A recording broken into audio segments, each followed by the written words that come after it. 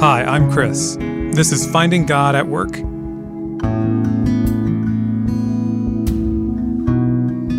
Just a reminder that Finding God at Work isn't just a podcast, it's also an online course.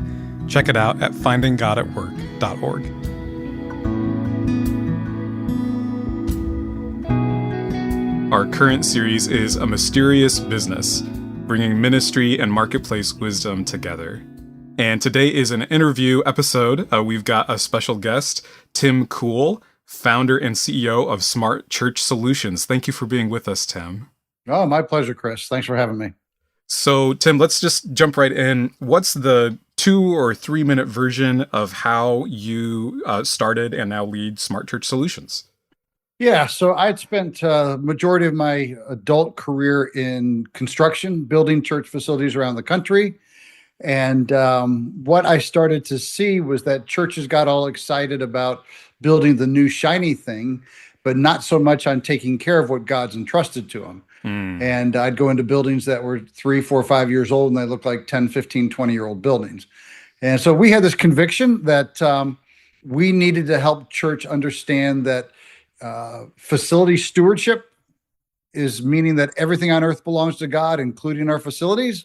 So we better take care of them. So that's kind of the impetus of what got us started.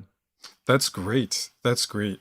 I empathize with that. In my work for the food bank, I visit a lot of older church buildings, since a lot of our food pantries are in churches. And you can tell when the team really cares about their building and when it's not really on the priority list. So what services does your business provide? How do you actually help churches manage their facilities? Yeah, so we do a couple of things. We consider ourselves a facility stewardship company. And so we provide facility condition assessments so that a church can understand what is the current condition of your building. Most churches don't understand the massive amount of deferred maintenance they have, and they need a reality check. They don't know that they're not operating, effectively or efficiently in their facilities. So that's a big piece of it. We do some ongoing coaching for those facility managers or executive pastors, administrators. And then we have a software product called eSpace, which is a facility management software, so that people actually have a tool to help them fulfill their facility stewardship initiatives. That's great. That's great. I imagine there might be listeners that are like, "Ooh, that's helpful." I don't primarily do these interviews for like product promotion, but sometimes there's crossover, which is wonderful.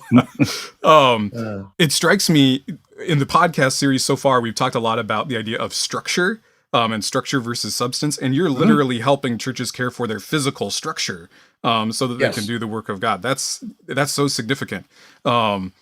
And sort of building on that, we've used this quote from philosopher and theologian Dallas Willard that business itself can be a structure for love in the kingdom of God. So how do you view Smart Church Solutions as a structure for love in the communities where you're working? Yeah, that's a great question. Love Dallas Willard. So the first piece of it for us, it goes back to one of our core values, which is we care for others. And if we don't care for each other, then how can we care for others as a business? It's kind of like the old analogy of you get on an airplane and they say, if we lose pressure, the masks will drop. Please put your mask on first before you help anyone else. Yep. And so if we're not a healthy organization, first and foremost, and we're not showing love and care internally with our team, how can we ever show that outside? So to me, it starts with how do we live out our culture internally? How do we then express that externally? To me, it's almost another form of evangelism. We have to get our own life right first before we can then help someone else get led to Christ. And so we take it very seriously as part of our culture that we have to care for others.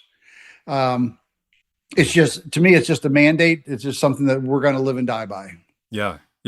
What's an example of that, of how you foster that internally, caring for each other? So we have a couple things.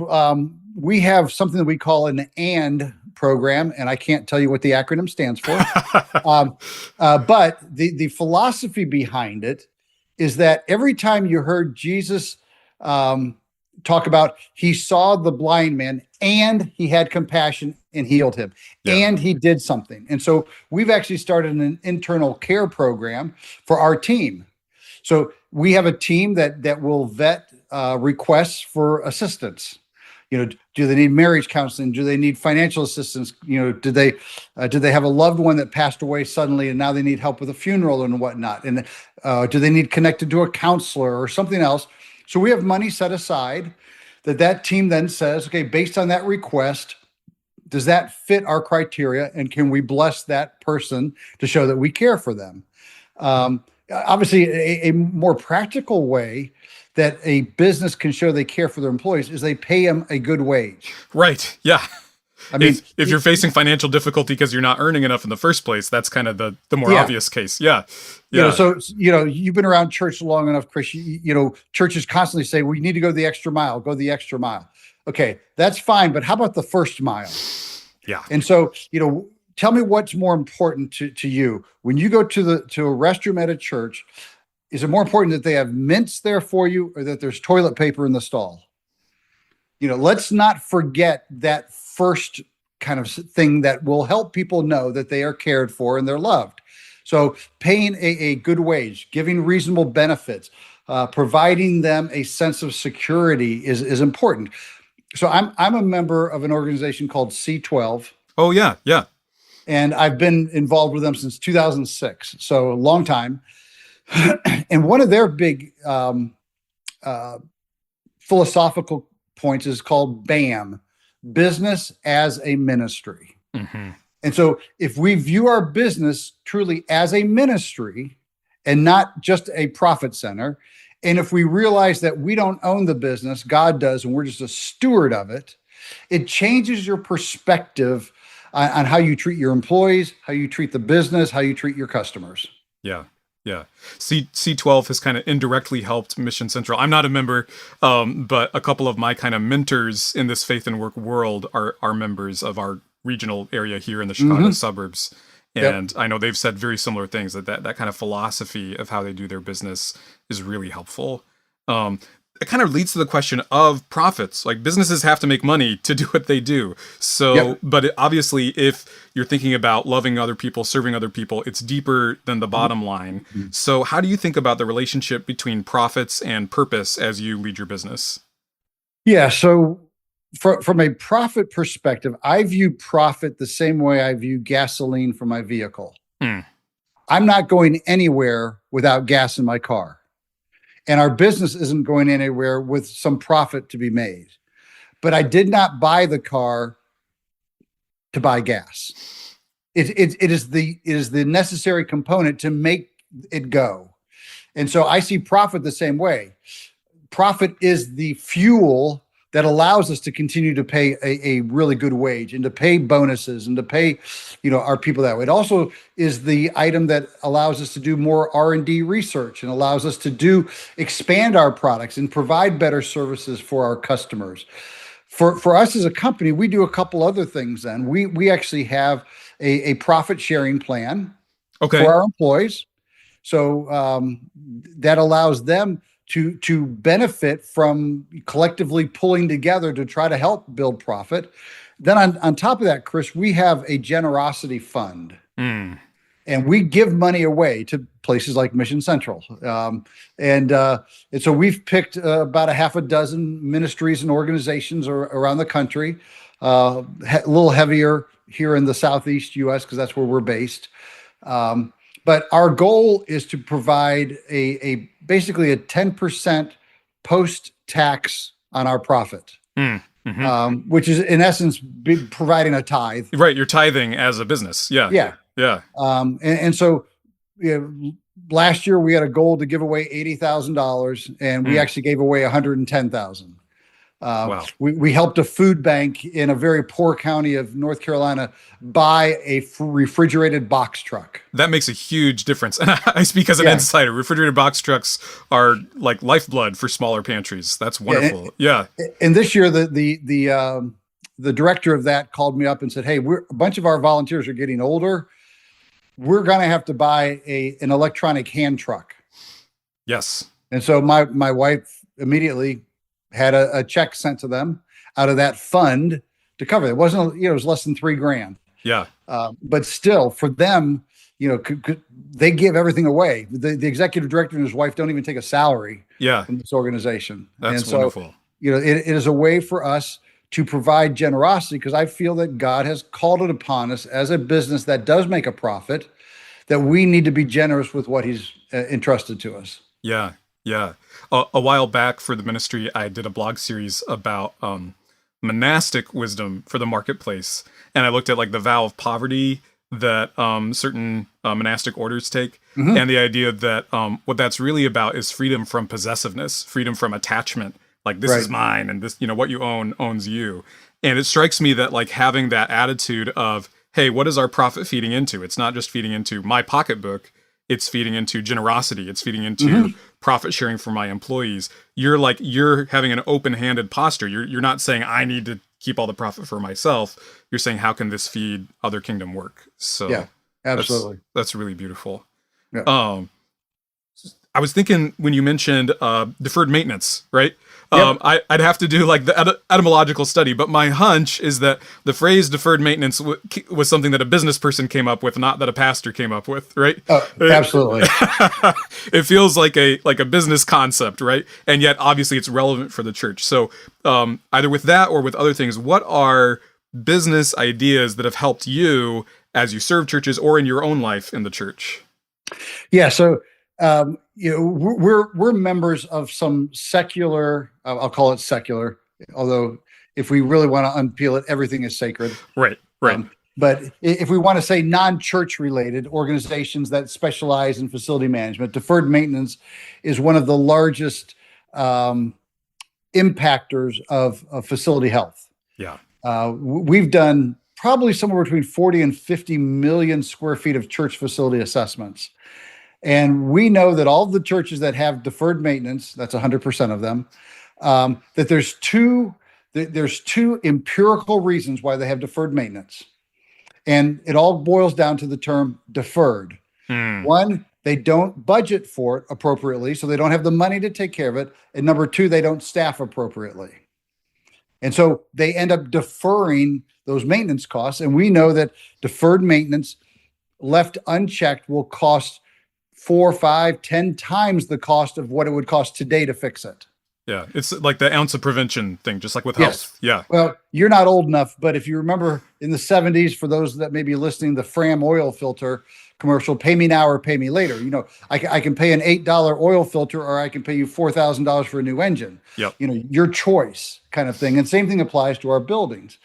The one of the most convicting things for me in the last year, and I've got a new book getting ready to come out on this topic, is churches need to stop seeing their buildings as a line item expense and see it as an asset of ministry. And the secular world understands that their buildings have to produce an ROI. You need a return on investment for your secular business, whether or not that's in the form of rental income, or you don't need to rent because you now buy it for your business to use. Whatever it is, there's a return on investment. The return on investment for a church related to the facility is ministry impact. If your building looks tired and old, is the community even going to want to come to it? Is your congregation going to start feeling like you can't take care of them anymore either, because you can't take care of your building? And so there becomes this ROI thing. So quick little story.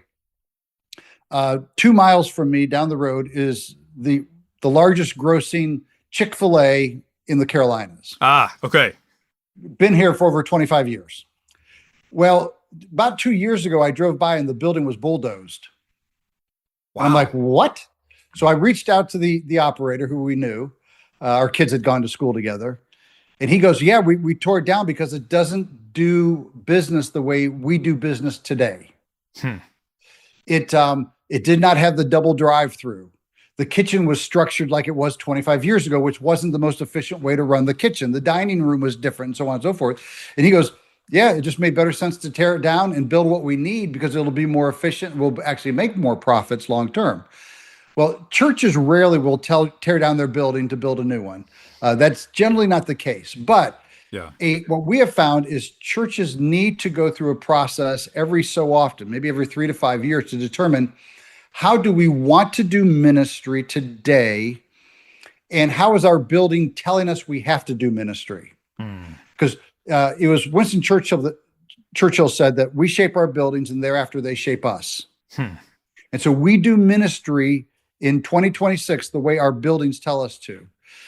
So if you've got a Southern Baptist building somewhere in the Carolinas that was built in the 50s, your Sunday school or adult education area has a large room with a bunch of 8x8 rooms all the way around it, because that's what the Sunday school board said. That's how you do Sunday school in the 1950s. Yep. Well, that doesn't work today. In fact, most of those rooms are used for Christmas tree storage now. Hmm. And so, it's just the churches say they're out of space. No, you're just using it poorly. Yeah. And Yeah. so while we're not going to tear down our buildings, we need to keep them up, and we need to then rethink, how can I best restructure this building to help me do ministry the way I think God's calling us to do it today versus 20, 30, 40 years ago when this building was built. Sure. Sure. How would you answer someone who maybe is a little bit more cynical? I run into this sometimes when I'm having conversations with outsiders where they're like, "Oh, that mega church just did this multi-million-dollar build out or rehabilitation project for their building. Shouldn't they be focused on, serving the community?" And I have ways I might answer that question, but how would you answer kind of a cynical take on church buildings like that? Yeah, I have my own angst with opulence. Mm. So I don't believe God called us to be opulent. Mm-hmm. At the same time, if you read the book of Numbers and you look at the detail that God told them to build the tabernacle from, it was pretty darn explicit. Yeah. And it was pretty ornate. You talk about the grapevines hanging from this, that, and the other. Attention to beauty. Yeah. Yeah, it was attention to beauty. And if I can just preach for a minute here, there were almost 8,000 Levites that were put in charge of the care of the building. So the first facility managers were the high priests, not the low priests. Mm-hmm. And yet today, our facility managers are the bottom end of our org chart. Yeah. Seems a little backwards to me. Mm. In fact, there were facility managers before there were youth pastors. Mm-hmm. Just saying. Mm-hmm. So the way I answer people when they have that kind of concern is, okay, how do you think they could serve your community if they didn't have the facility? Mm. It's the same kind of response I have when a facility manager calls me up and says, "My pastor doesn't believe that we should be setting money aside for the life end of our HVAC units." I said, okay, so you're in Phoenix, Arizona. How many weeks could you have worship in your sanctuary in August if the air conditioning died? And you don't go to Home Depot and buy a new air conditioning unit. That's right. Yeah. It may take weeks or months to order that size unit. And then you got to rent a crane and you got to do all the other stuff that goes with it. If you don't play, these are inevitable things. It's not like God's going to wave a magic wand and say, right, it's automatically fixed. Yes. And so I believe that if churches are using their facility for community impact, then I would be looking at how's the building being used, not just the shape, size, and cost of the building. Yeah. Yeah. That's wonderful. Okay. I want to kind of flip the question I asked earlier. And you've already been doing this, but what's something that you've learned in church or in your life, in scripture, that then has helped you as you lead your business? It's a great question. For me, part of it comes back to the whole care piece. If I care for my brothers and sisters in Christ, then how am I going to care for my team? How do I care for the people that we serve, for our vendors, for our customers? How do I show the love of Christ that I show others at church versus being duplicit in how I handle my employees? It'd be terrible for me to, oh, brother, I love you. And, let's get together and have a prayer meeting, and then tell my employees, you guys stink and you guys can't, get anything right. And what's wrong with you? That's showing duplicit love. That's Yeah. that's Yeah. just totally counterintuitive to me. And so I think that is a big piece. The other piece is I was raised as a preacher's kid, which makes me Mm. snarky, just out of nature. Comes with the territory. Yeah. But my dad, as a pastor, never pastored large churches. I don't think he ever had a church bigger than about 125, which is considered a mid-sized church in America Yeah. today. Yeah. But it was ingrained in me that a church facility is not the church. Hmm. It's the tool. At the same time, the tool needs to be appropriate for what God has called you to do. If God has called me to drive a nail, I shouldn't be using a screwdriver to do it. And so if God has called you to have a regional impact, that changes what your facility should be. If God has called you to provide a liturgical, high church, high art form worship, and that's what God's called you for, then be the best at it. So I was a music major in college, and I love having the discussion of traditional versus contemporary. Mm-hmm. The reality is everything's contemporary, because contemporary only means that it's happening right now. Yep. Yep. And traditional is somewhat of a made up word, because traditional for who? I grew up with traditional Fanny Crosby hymns. But somebody else who grew up with a traditional Beethoven Bach background has a different sense of what is traditional. Yep. And so to me, it is not a matter of musical styles, liturgical styles, preaching styles. I mean, I've got an Anglican priest here in Charlotte that we've had a great conversation over, okay, the liturgy, we keep reading the same thing over and over again, but you go to another church and they do announcements, 3 songs, offerings, special music, and some. It's still liturgy. It's just different. Yep. And so I'm not hung up on what is liturgy, what is not, or what's contemporary, what's traditional. For me, it is more about doing the best that we can do at what God has called us to do. And to me, that goes back to understanding my dad never pastored a big church. God didn't call him to pastor a big church. Mm-hmm. But I believe he did the best he could with the size church God gave him. So that is a belief system that I have brought forward with me from my childhood. Yeah. Yeah. That's beautiful. I love that sense of sensitivity to calling. That the calling then determines how you're working through the structures and the building that you need, and how you use your resources. As I think about calling, listeners to Finding God at Work come from all sorts of different backgrounds, but some of them might be considering entrepreneurship or already engaged in business work. What would you want to say to a Christian who's stepping into that kind of work? It's going to be harder than you think. It's going to cost more than you realize. But it's worth it at the end if you have a kingdom mindset. I think it was Billy Graham, as well as others, that said the next greatest mission field is in the workplace. Mm-hmm. And so if you can approach a entrepreneurial spirit as a mission field, doesn't mean you have to serve churches. We've been blessed to serve churches.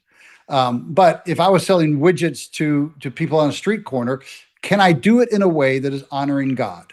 Mm-hmm. And so that would be my first advice, is make sure that whatever you're doing, you're honoring God.